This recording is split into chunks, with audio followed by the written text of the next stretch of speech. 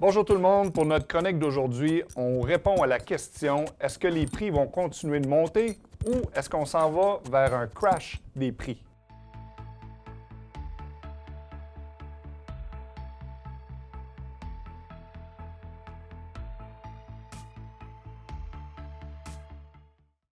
La question qu'on se fait demander le plus souvent ces jours-ci, c'est « Est-ce que les prix vont continuer de monter encore longtemps? » La première réponse que je dois vous donner, c'est oui. C'est une question aussi simple qu'une question d'offre et de demande. Le COVID a causé une situation supplémentaire qu'on vivait déjà en 2020. C'est-à-dire que depuis 2019, le marché était à l'avantage des vendeurs. Il y avait un inventaire qui était trop bas. Donc, ce que ça fait, c'est que depuis le COVID, en plus d'avoir un inventaire bas, les gens ont décidé de rénover leur maison, donc ils restent chez eux, ils investissent leurs sous dans leur maison. Ça fait en sorte qu'il y a moins de propriétés qui se mettent en vente. De l'autre côté, on a plusieurs acheteurs qui se disent « bien, on veut changer, on veut sortir de Montréal, on veut s'en venir en banlieue, avoir un plus grand terrain, avoir plus d'espace pour vivre. » Et ça fait en sorte qu'il y a beaucoup d'acheteurs qui veulent venir chercher ou acheter une propriété, par exemple dans notre secteur ici à Vaudreuil-Soulanges.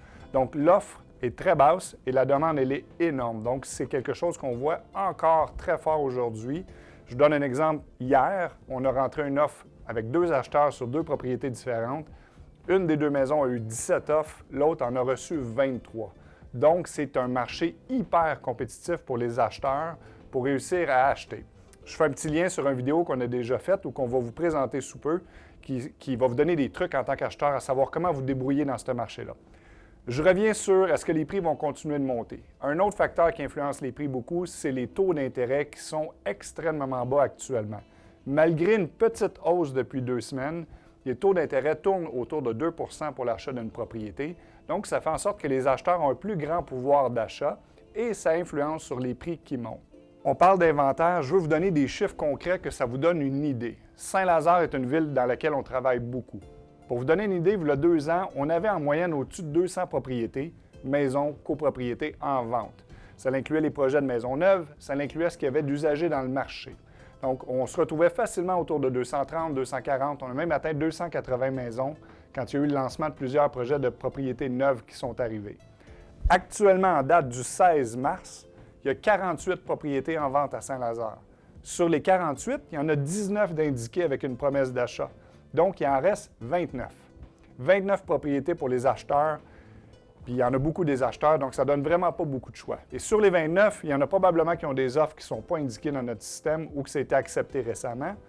Et si vous avez un budget de 500 000 et moins, il vous reste 8 propriétés dans les choix disponibles actuellement.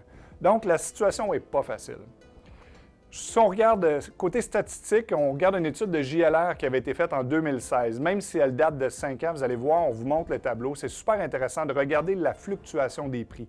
Après chaque hausse, on atteint un plateau. Dans les années 90, c'est une des rares fois, en fait, c'est la seule fois depuis 25 ans où on avait vu des baisses de prix, petites, mais on avait vu une certaine baisse. Donc, quand on se fait demander et qu'on lit dans les journaux, est-ce que le marché va crasher du jour au lendemain, dites-vous que ça fait plus de 25 ans qu'on l'annonce puis c'est jamais arrivé et il n'y a aucun indice actuellement qui nous indique que ça va arriver.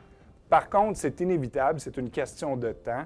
Éventuellement, est-ce que c'est dans les prochains mois ou dans les prochaines années, on va atteindre un plateau. Lorsqu'on va atteindre ce plateau-là, qu'est-ce qui va se passer? Parce qu'on se le fait demander. Est-ce que les prix vont baisser? Pas à notre opinion. Si on se fie aux statistiques des 25 dernières années, quand on atteint un plateau, les prix ont tendance à se stabiliser et de suivre l'inflation de proche. Si vous regardez les statistiques de 2015, 2014, 2016, c'est ce qui s'est passé. Donc, des hausses entre 1 à 3 annuellement. Donc, ça l'indique que comme acheteur, si vous achetez votre maison, même si vous payez le plein prix au haut du plateau, vous ne serez jamais perdant. Quand vous allez revendre, vous allez avoir une petite hausse qui va vous aider à couvrir vos frais.